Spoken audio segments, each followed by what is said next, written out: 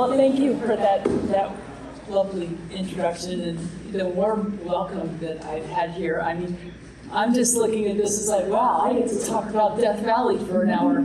So, yeah, I first started working in Death Valley after I woke up freezing in a dry wash there in like January of 1984, and I got a volunteer position with the Park Service there, working what was then called the mining office. And they gave me a trailer. I could stay in that, and I worked for 20 hours a week and got some pretty cool experience with the people at the mining office, and then I got to run around. And I started working on this thing that eventually became my PhD project at the University of Washington, and I've been coming back ever since and taking my students, and it's if you haven't been, it's kind of simultaneously an awful and a wonderful place. I mean, if the wind's blowing and it's cold, I mean, God, I don't want to be there at all. Or if you're there and it's hot in the summer, it can be pretty ghastly. But when the wind's calm and it's not too hot and the sun's starting to go down, it's kind of magical. So putting together this book was really a lot of fun, and working with the folks at Mountain Press is always great. So anyway, seeing how many of you bought the book, I hope you'll like this talk. Okay, so here we are.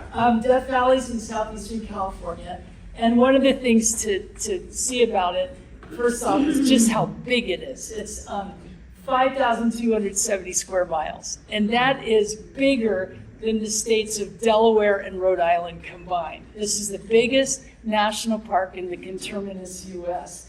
And I mean, it just goes on and on and on. You can get a sense for how big it is, but that picture is taken right about here. Oh, I guess I need to point with this thing, don't I? Oh, God, this takes, right about here, looking north to about there. So it's really a gigantic landscape. And when you're looking north, you've got the Panamint Mountains there on the left and the Black Mountains on the right. And one of the things you notice are these alluvial fans. And the alluvial fans in Death Valley are amazing. And if you want to be really annoying, you can ask a park ranger on a windy day to please turn off the alluvial fans. But that was really not okay. But if you go down on the fans, you can see just all the material that's coming down off the mountains as they erode. And as you get up close to the mountains, you have some really, really big blocks that have come down. And if you just kind of take a look at a fan overall, this is an aerial shot out of a small plane. I had a student around the year 2000 who was working with me on his master's, and he was a pilot, and he had his own little plane, and we flew all over the place. It was great.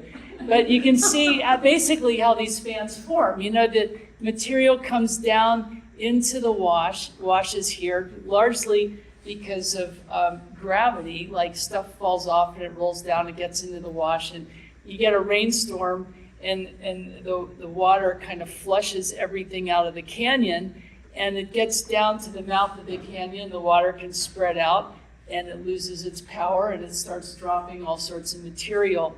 So you have this distribution of grain sizes on the alluvial fan, from coarse up at the mouth to very fine grain out at the toe of the fan. And you know, this is all well and good, but we have a lot in Death Valley. There are a lot of alluvial fan deposits that are much older than the present fans. And because we know that the fans today form adjacent to mountains, we can infer from these old alluvial fan deposits that there were highlands nearby when those formed. Now, if we then go up to the top of the Black Mountains here, to a place called Dante's View, the names in Death Valley are pretty amazing. Like there's Dante's View because you're looking into hell or whatever. There's bad water. There's there's Coffin Canyon, there's Hell's Gate, goes on and on. But anyway, you can look across and you can see the Panamint Mountains on the other side. They rise up to elevations of 11,000 feet. And the salt pan down there is at an elevation of below sea level. It gets almost to 300 feet below sea level. You'll also notice that the alluvial fan here is really quite small when compared to this gigantic fan complex across the way, and which I'll talk about in a little bit. But the salt pan, it's there because it periodically floods with water. This was taken just 2 years ago after Hurricane Hillary flooded the area. And then, in fact, it can flood enough that people can actually kayak on it. And I took this picture in 2005. So this also, people were kayaking there just 2 years ago. So it's not that unusual an event, but it's every 20 years or so is I guess unusual by our perspective. But overall, this happens, I guess, fairly frequently. But the reason it gets this water, I mean, there's floods and you get the water coming down off the mountains and the alluvial fans, but also Death Valley, it's the terminus of the Amargosa River, which rises up near the town of Beatty in Nevada, and then flows down the Amargosa Valley here through the town of Shoshone, through Tecopa, and then makes a U-turn and empties out into Death Valley. And so Death Valley is the terminus of the river. There's no outlet there, and so the water gets there, and it sits until it evaporates, and as it evaporates, it leaves behind salt. And so there's these vast salt flats. And eventually it dries up and you get these sort of magnificent salt flats with these beautiful polygonal fractures, and it's just really an amazing place.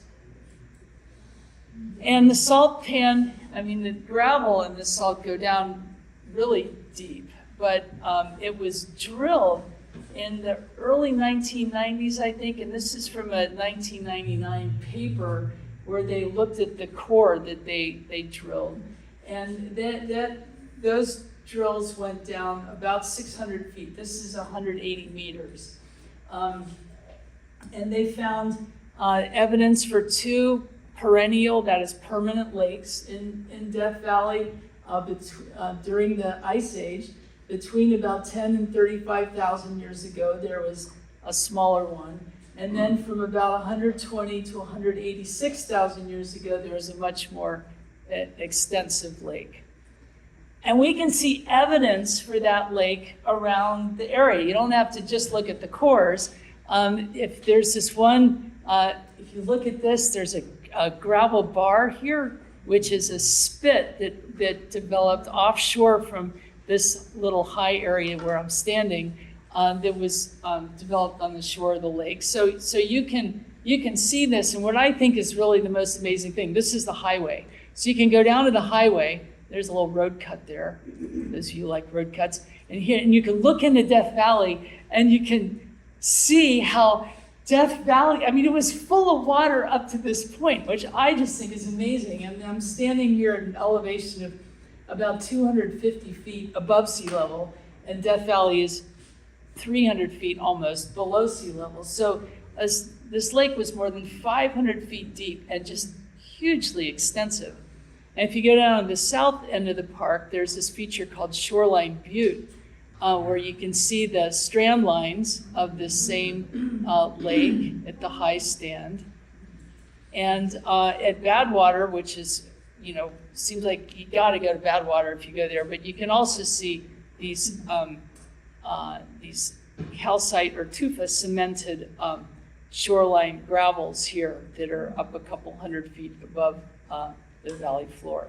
So you can see the evidence for this. And Death Valley also has some amazing sand dunes. This is the so-called Ibex Dune Field, which is down the very southern end of the park.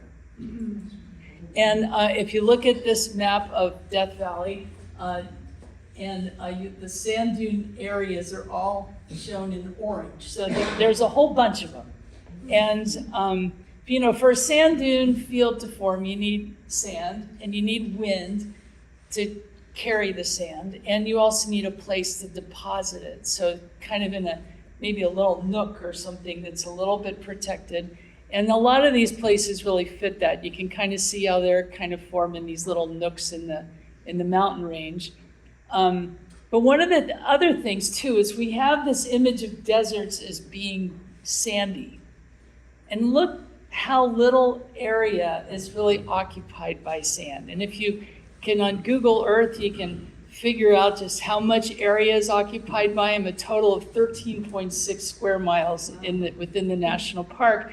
And if you remember, the national park was 5,270 square miles.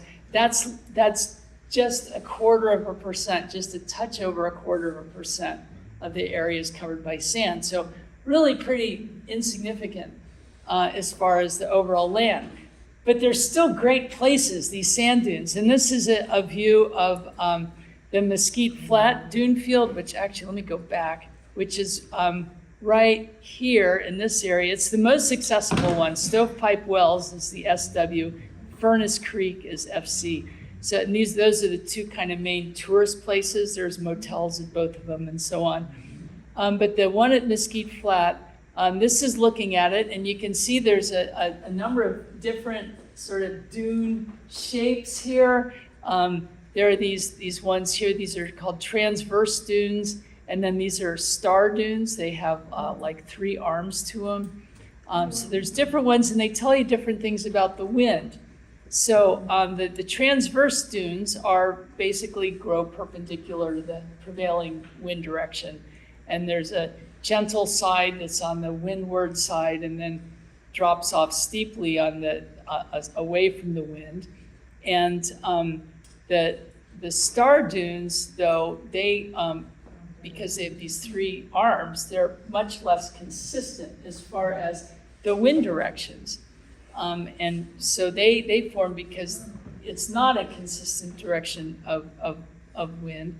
And if you look at the overall setting of the Mesquite Flat Dunes, so right here, kind of in the middle, and the prevailing wind directions, they can be prevailing from the northwest or from the southeast or from the southwest. And so in the center of that dune field, it tends to get some very irregular wind patterns, and so they develop star dunes. You also see within the Mesquite Flat Dunes these inner dune areas that are flat and covered in lake bed deposits. And I really like these. For one thing, they're easy to walk on, but they also make for nice photos. And I often wondered, I wonder if these things are old remnants of the Ice Age lake called Glacial Lake Manly. But right here in this photo, you can see that they're not, because they're interlayered with the sand. This sand is sitting on top of these lake beds, but these lake beds are sitting on top of the sand. The sand actually goes underneath there. And including this bit of lake bed is also within the sand. And so these things form with the dunes. And basically, when you get a big rainstorm, these dunes can get flooded. So if you look at this Google Earth image or Google Maps, you can see the water the dunes are down here, and they're at the toe of this alluvial fan. And so the water comes down the alluvial fan, and it goes right into the dunes. And so you can see where these inner dune little lake bed things are. And they just get flooded periodically during rainstorms. And so they leave behind these really beautiful, these beautiful lake beds that are continually getting reworked into the sand and redeposited and so on. It's just kind of a nice place to see the whole process going on. And if you go to Eureka Dunes, which are the highest dunes in California, they get up over 600 feet high. You can also see that it's kind of a similar thing. This whole valley floor periodically gets inundated by water because you can find lake bed deposits out there in the valley. And there's also recent volcanic activity. There's this field of dunes, this field of volcanic features called the Ubehebe crater field. And this is Ubehebe crater. It's 500 feet deep. It's about a half a mile across. And you can see up here all these eruptive, all the tephra that was erupted when this thing went off about 2,100 years ago. It was a big phreatic explosion where rising basaltic magma interacted with groundwater and caused a major explosion. And so you can have all these cinders and everything overlying that. Down here, these are old alluvial fan deposits. But if you can see this from the air, there's a whole bunch of individual craters. This is an old one here. Here's an old one here.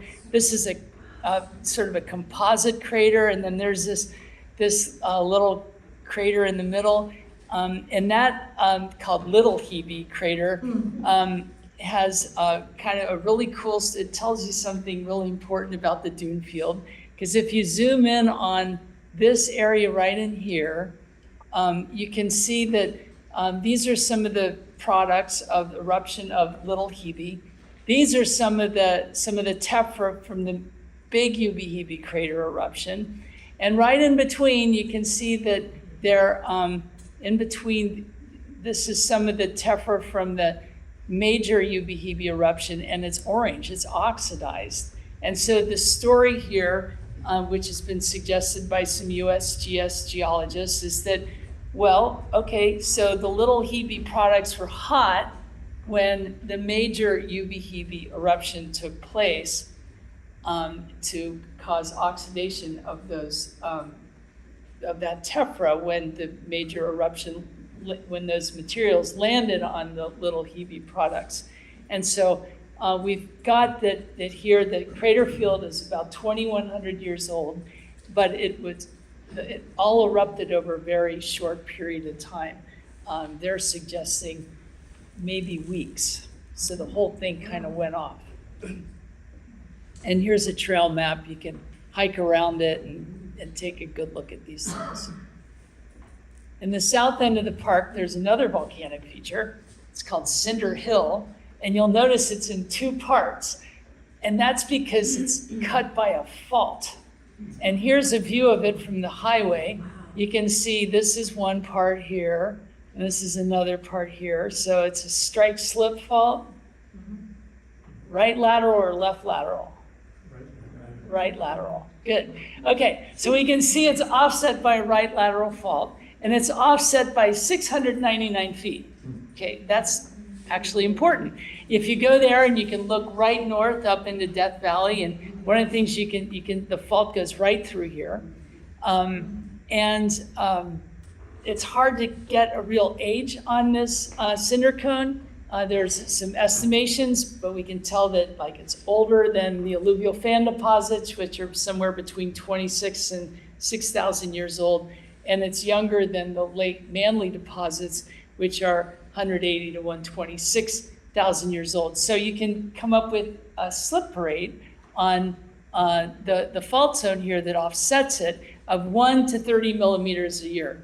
Now, 30 millimeters a year is completely unrealistic. It's more, people tend to favor more between 1 and 8 millimeters a year, probably a little slower than that.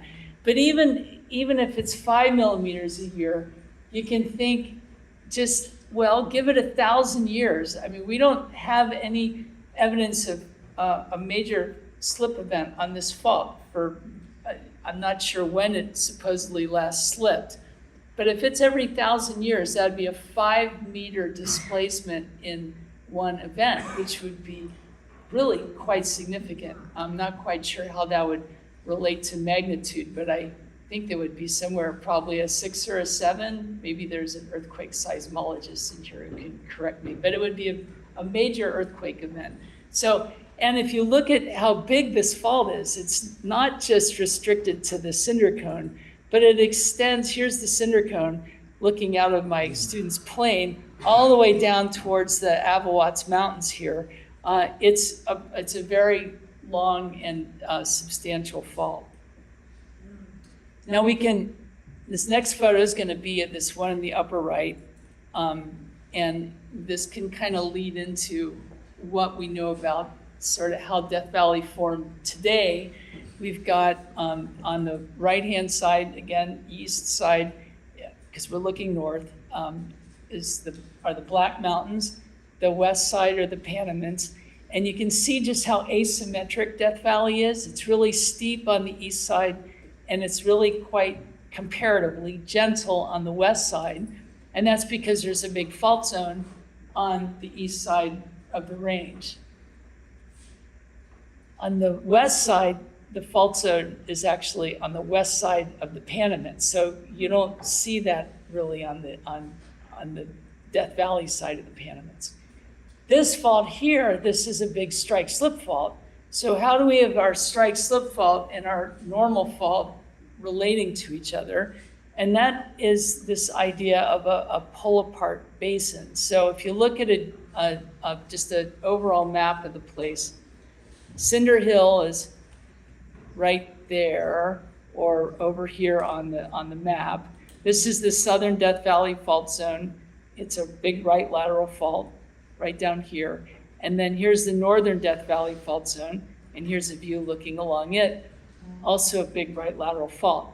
And you'll notice then this is ending somewhere in the southern Death Valley fault and somewhere around here. And that movement on that fault basically transfers up to the northern Death Valley fault. So the south side of the northern Death Valley fault zone is moving to the northwest.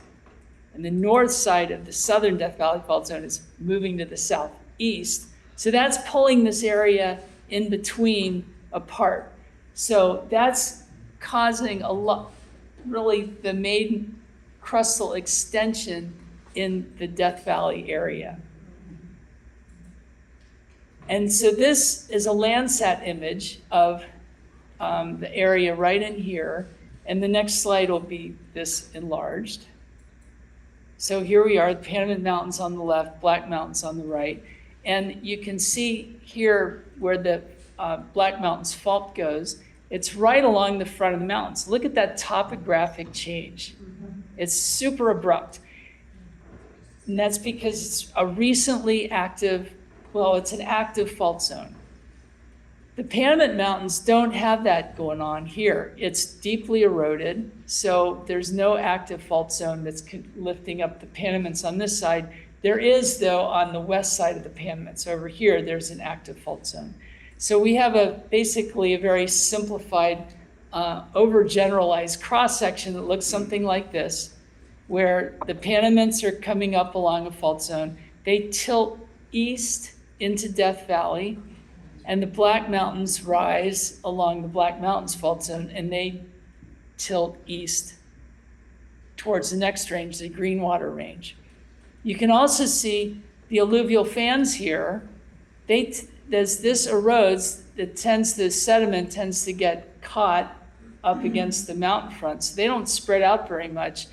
But the alluvial fans coming off the Panamints, that material can spread out a great deal, and that's likely one of the main reasons those fans are so big. You'll also notice the salt pan here is kind of crowded up against the Black Mountains, again, because the valley floor is gently, not as steeply as this diagram shows, because these are the older rocks that are tilted, but the valley floor is gently tilted to the east. And you can tell it's crustal extension, because if you match this dot up with this here, you can see it's been pulled apart. So we know that the crust in the Death Valley area is extending. It's being pulled apart. And then if you look at photos from over here, you can see on the east side of the Black Mountains just how steep it is. You hear all the alluvial fans coming out, making it windy. And then over here on the east side of the crest of the Blacks, they're tilted gently or comparatively gently off to the east.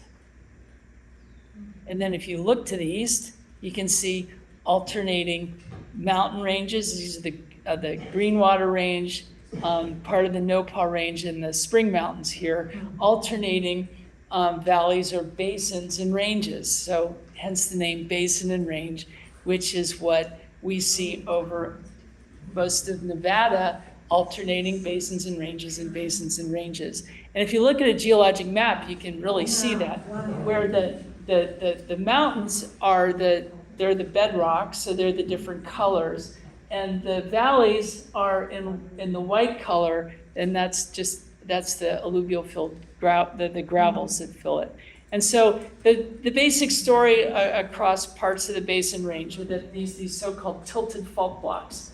Just so this could be the Panamint Range here, uplifted along the fault, dipping into Death Valley, and then the Black Mountains dipping to the east, and so on and so forth. And so if you go there, you go back to Badwater, you can see a spring, which is kind of cool. That's Badwater Spring. But up here on the alluvial fan, you can see these fault scarps cutting through the alluvial fan. Now, the alluvial fan is a modern feature, and so these fault scarps have to be pretty recent because they're cutting through it.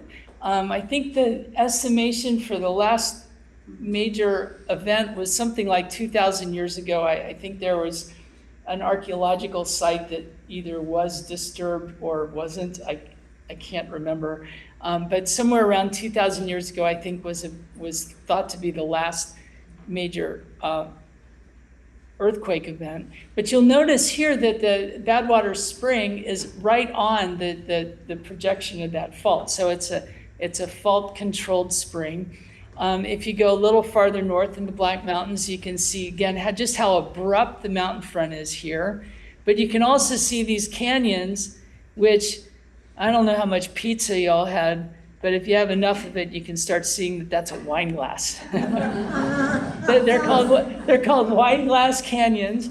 They've got narrow stems. Here's another one, and then a broader bowl back behind them. And so if you think about it, these canyons are eroding through time, right? And so back here, they're eroding. They're getting a gentler grade. They're getting wider. But up near the front, right at the fault, they're eroding too, but they keep getting uplifted. So they keep getting rejuvenated. So it keeps a very steep, narrow stem to the mouth of the canyon.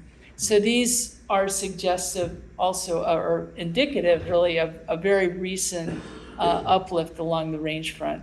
And here's one looking straight down at one of these wine glass canyons. Here's the fault surface, and then here's this very narrow stem, and then it broadens out into the bowl. So this is called Natural Bridge Canyon. This is an area where I did my PhD work, so now just don't believe a word that I say. But this is a place where you can walk into deposits of one of these older alluvial fans. And this one is estimated to be between about 600,000 to about 2 million years old. And if you look at this today, you can see these deposits at the front of the mountain. And you can see all these brightly colored rocks. These are all volcanic rocks here, wherever it's brightly colored. Up here, these are volcanic rocks. But deep in the canyons, here, this one here, and down in this one here, are metamorphic rocks.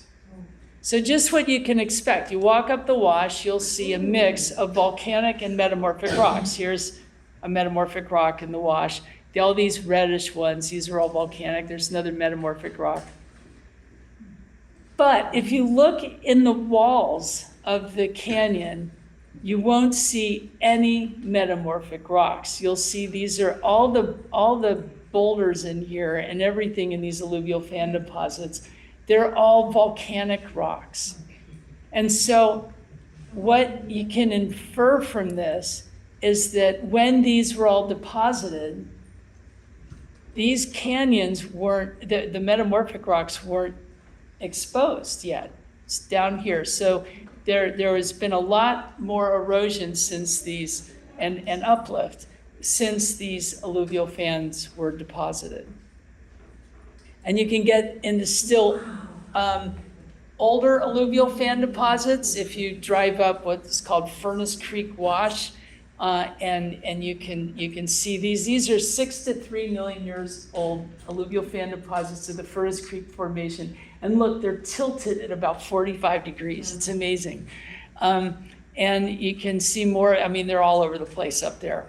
In fact, you can find boulders of conglomerate in this conglomerate, which I just think is the coolest thing in the world.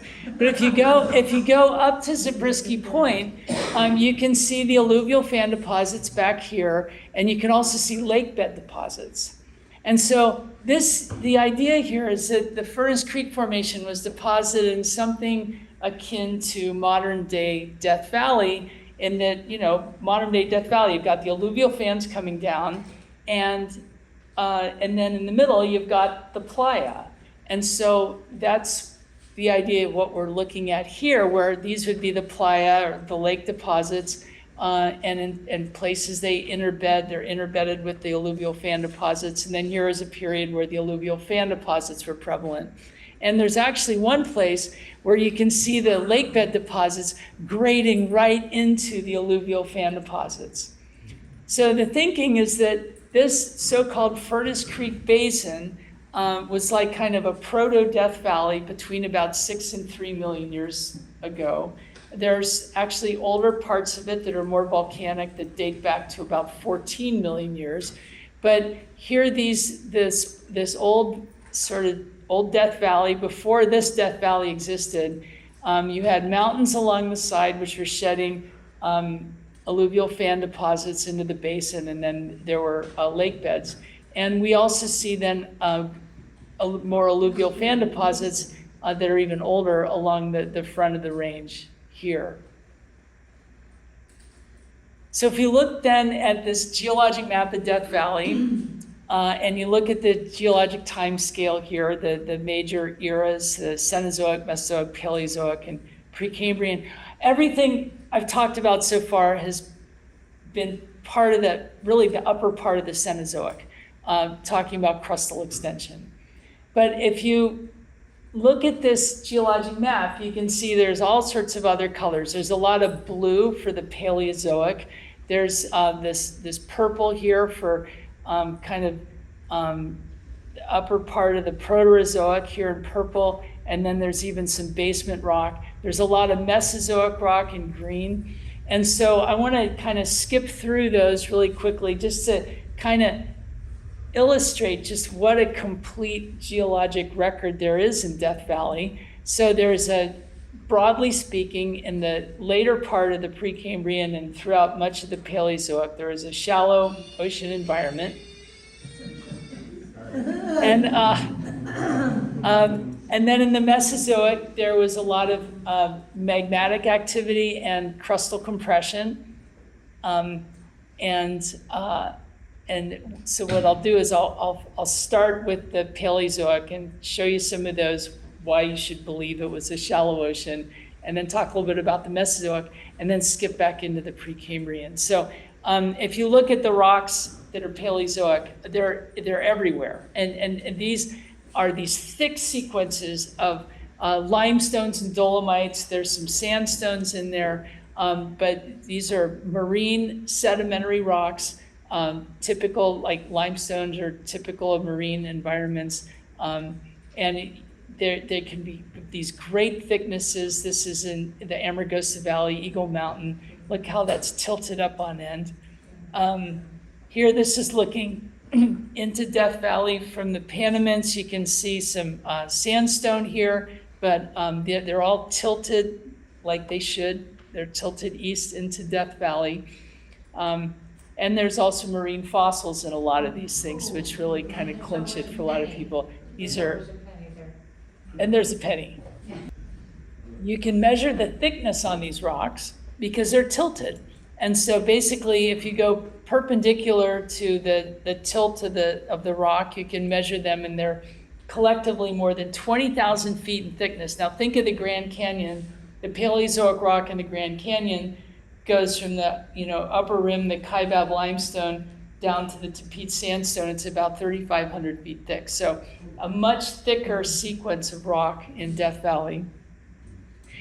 And then in the Mesozoic, it was folded This is this big fold you can see in what's called Titus Canyon. This is the bottom. You can actually drive a car down there when the road's open. It's been closed for since Hurricane Hillary, it's been closed, but I think there's plans to eventually reopen it.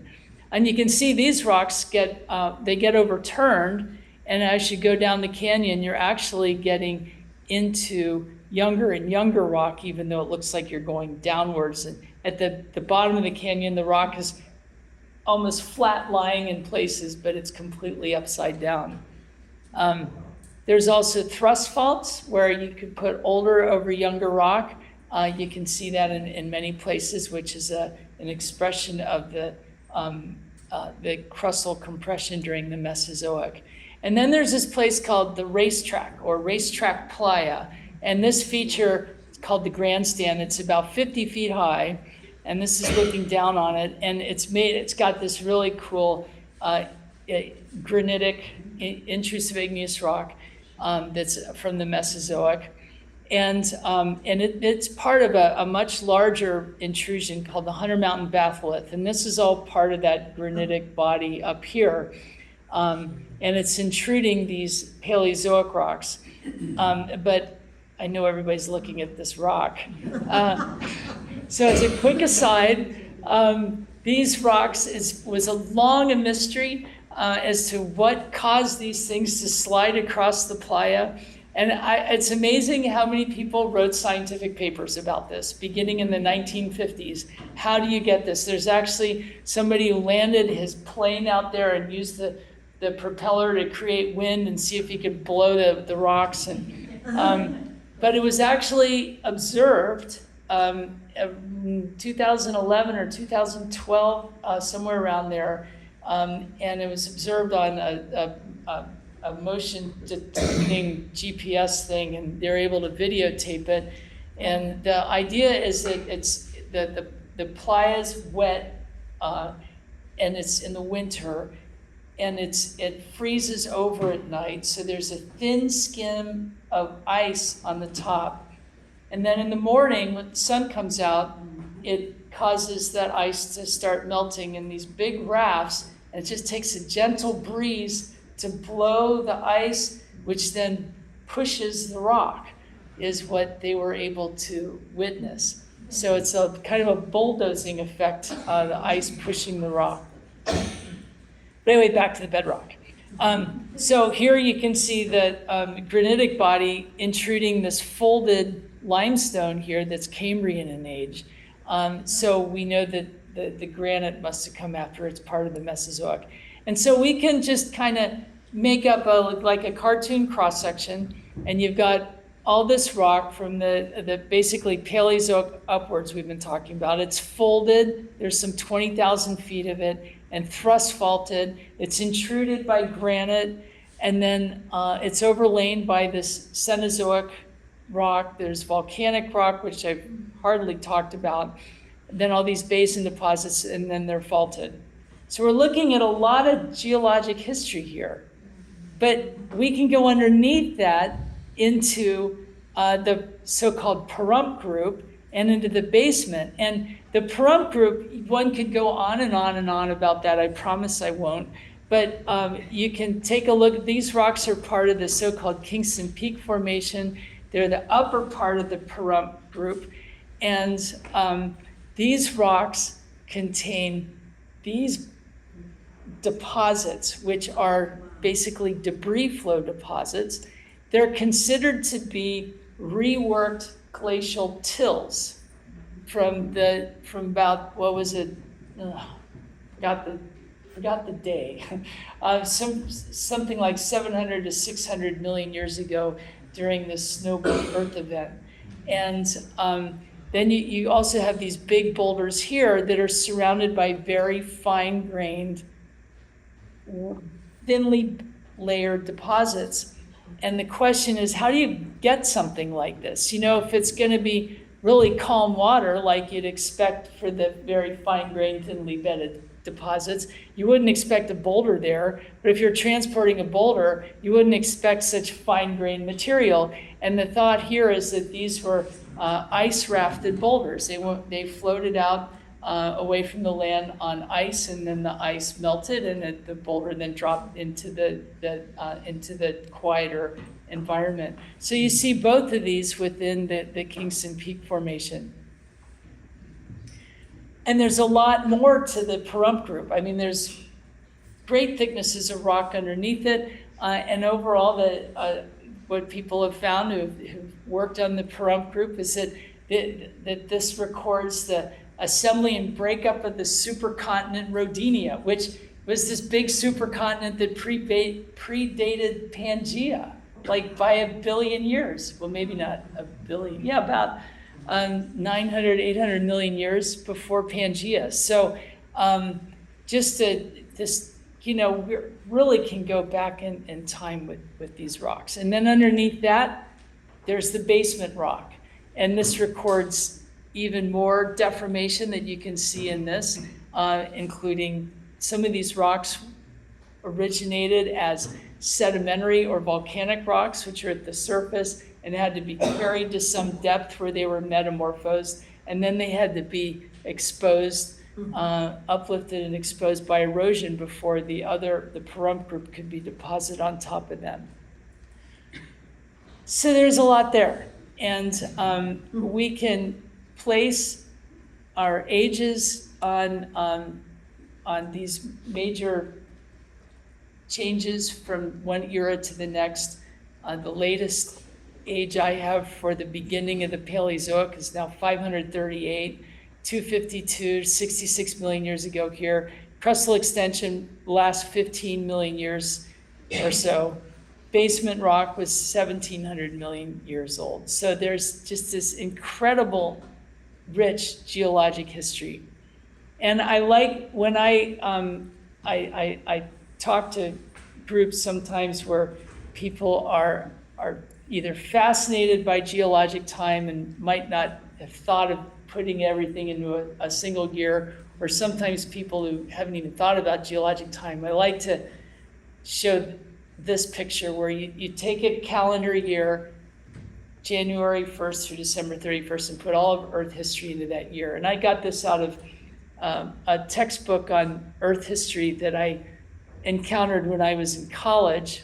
Don Eicher, I guess, is an emeritus professor at University of Colorado Boulder. I modified it a little bit, but the first evidence of life would appear near the end of March.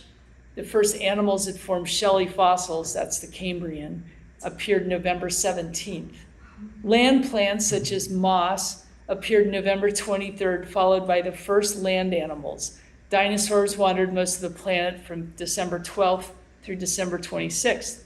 Death Valley started opening about 6:15 p.m. on December 31st, and the Ice Age started soon after 7 p.m.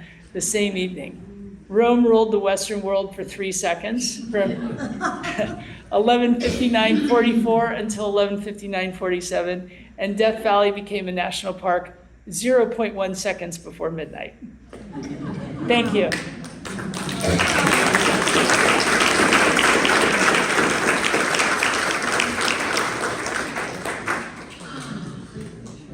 And I'd love to try to answer your questions. Yes? Crystalline core slide. How they acquired to call that? Wait, sorry, say that again? The crystalline core. The crystalline core of where? Well, the basement. Oh, you're talking, I'm looking way up there. Oh, so how did the crystalline core form? Well, what did it put into it? What is it? Here, I'll show you that, go back to that picture. So this is a metamorphic rock called gneiss, and it forms generally because of high temperatures and pressures. Gneiss is typically a pretty high grade metamorphic rock. So unlike some metamorphic rocks, which might only need temperatures of say 300 degrees C, this might be 600 degrees C or something.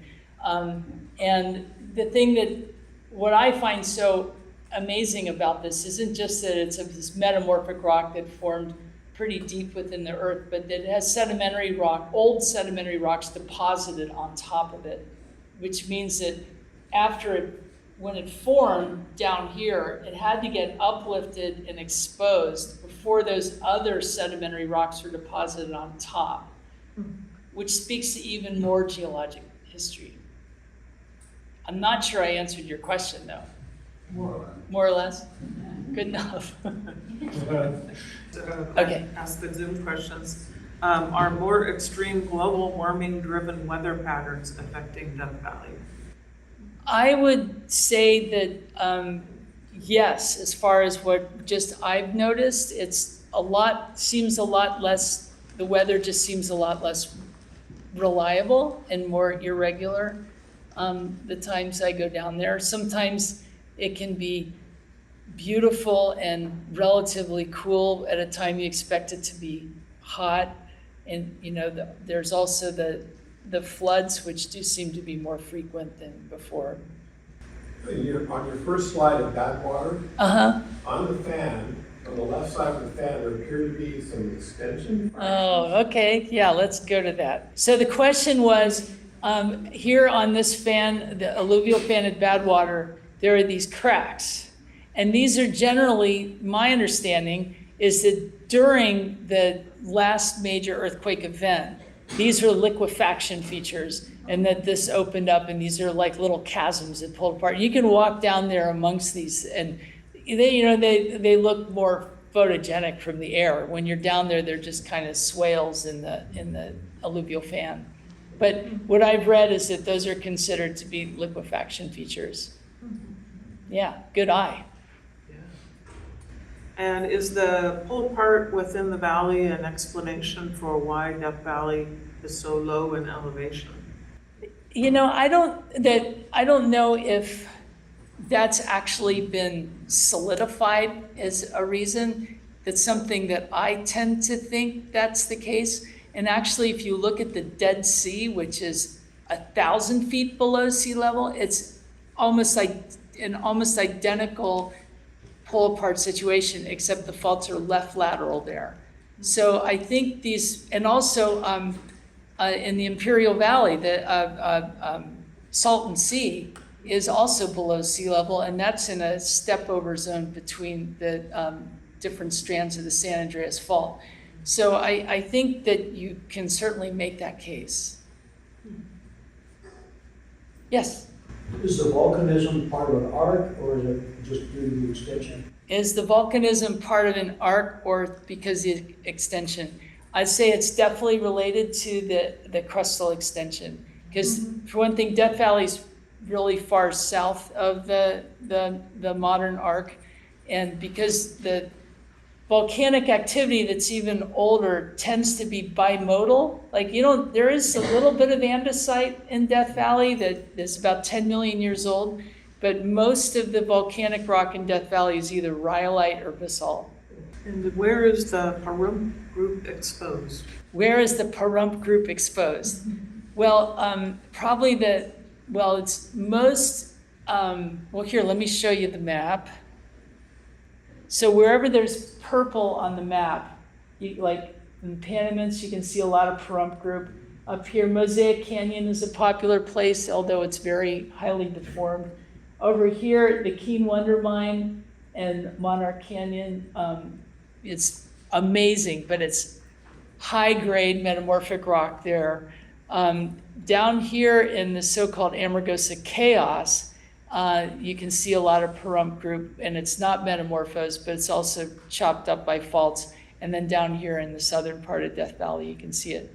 And then, of course, over here on the Kingston Range. So you can see it's scattered about in the region. Is that called the Amargosa Chaos because of all the geologic map chaos we can see there? Yeah, so the Amargosa Chaos has its name because it's chaotic. And I have a student who's working there right now, and she's determined that it's chaotic.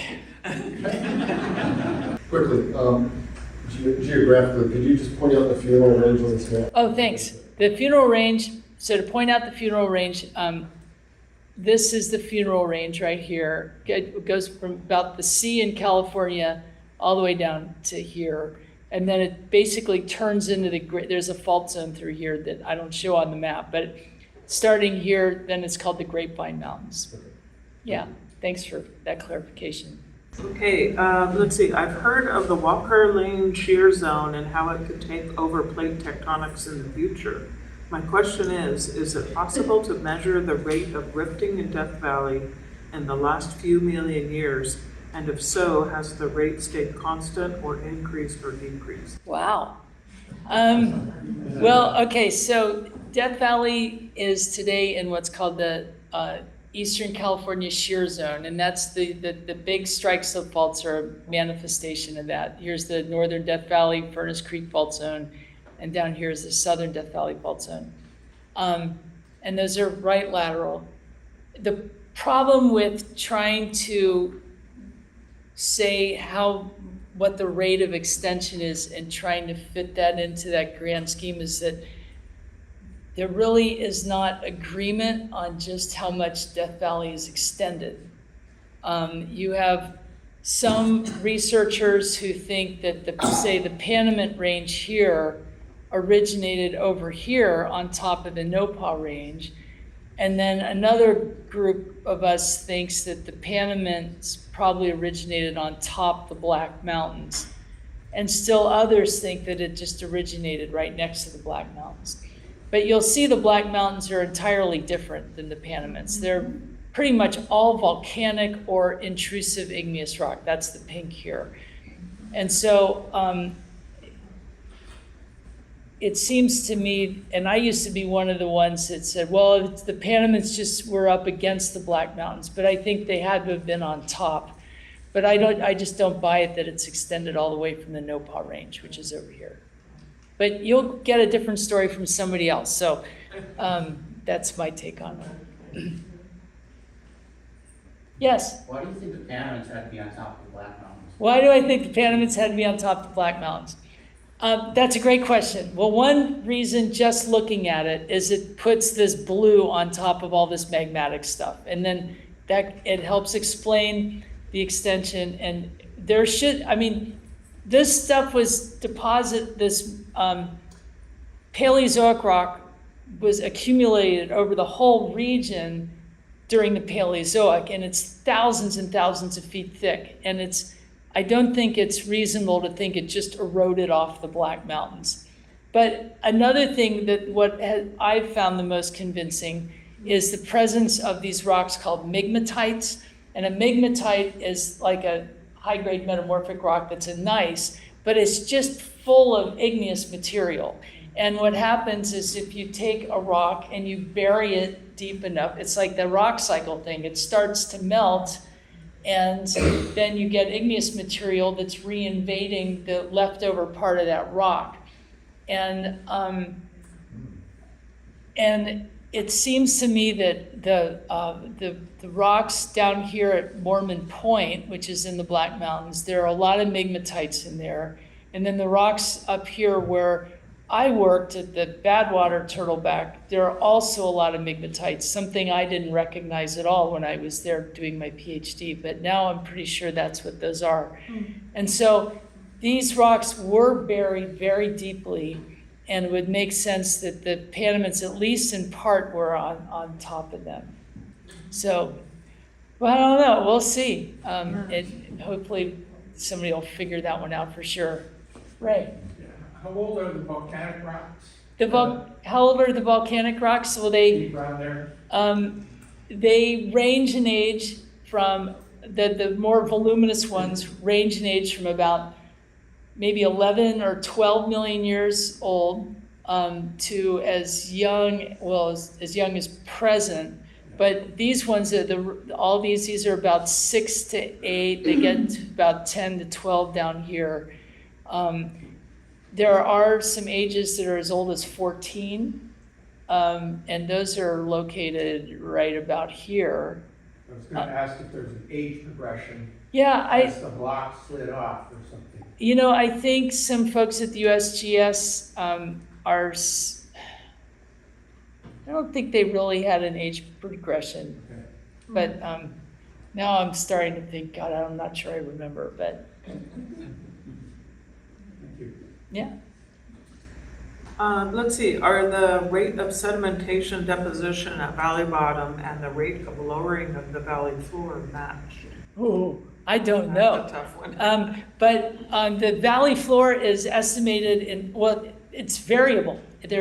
Was a gravity survey done in the 80s, I think, and they were able to recognize a lot of different subbasins underneath Death Valley, and they ranged, some of them were as deep as like 10,000 feet deep.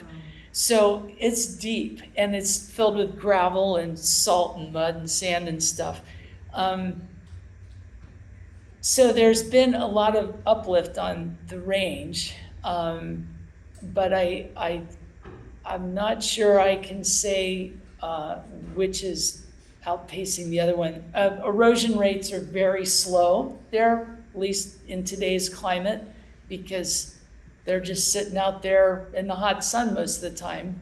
But when it does rain, it really causes moves a lot of sediment and can cause a lot of damage. I have a question. Yes. Where is the Burning Man neoseismic zone? The what? The Burning Man neoseismic zone. The Burning Man neoseismic It's zone. Black Rock Desert. Oh, the Black Rock Desert. Okay, I guess that is located up in northern Nevada. Okay, that's way the hell up in Nevada. Way I thought up it was in- there, yeah. Okay, I thought it was in California. Oh, no, I've never been to Burning Man, but I hear it's a lot of fun. One of the last slides where you were speculating that the rocks that were mixed in with sediment had fallen onto the, Oh, the icebergs? yeah. To me, it looks like some of the things that I've seen from some of the floods that have occurred. Oh, okay. Some of it looks very much to me because there's those rocks aren't angled at all. And it didn't roll very far. Right, so, a period of time. So it makes me think, was there a flood event during that era that would have pushed all that out and set that up? Because it looks like a perfect cut for, the Mazama flood. okay, so you're saying that, just so the people on Zoom can hear you, as I understand, you're saying that especially the photo on the left side Yeah, basically looks like a big flood deposit. right. Yeah. Well, I would agree. It's a debris flow, and basically that's because it's unsorted, and the clasts, the big rock fragments, they're just floating around in much finer grain matrix. So it could be like probably not a big water transported flood where you'd expect the cobbles to be stuck together and supporting each other. This is just a big debris flow with material suspended in sand and so on. And you can get these deposits anywhere, like on sides of volcanoes, or you can, so yes, everybody would be in agreement that these are like debris flows, but the context is such that these were in sort of a glaciated area, and they are in a marine setting, so submarine debris flows, which those are common as well. But then you've got these so-called lone stones or drop stone, were interpreted as drop stones. And then the question is, how do you get something like that? Because if this is a flood deposit, very coarse, you can't. This doesn't look anything like it. And then along with this, people have found, and I didn't say this before, that these some of them, and I have not seen this, but I've seen ones that I guess somebody's collected. They have glacial striations on them. And so I guess you can maybe reinterpret that as a little fault surface, but they're clearly like this lone rock with with striations. And then I guess other things such as, these correlations have been made around the world. They're about the same time, and so that's how the whole snowball Earth hypothesis came about. But yeah, that's a really good observation, that just looks like a regular flood deposit. It's sort of like, well, yeah. All over Washington. And I think a good final question for you is, what's your next book topic? Oh my gosh. Well, I'm going on sabbatical next year, and I've started working on roadside geology of Vermont and New Hampshire. And we'll see if I can. But I just realized, I don't know. I know so little about the Appalachians, and these two states provide like a nice cross section across a really narrow part of it, and it's a chance to learn about them, and so I'm really, really very excited about that. Thanks. Very good. Thank you.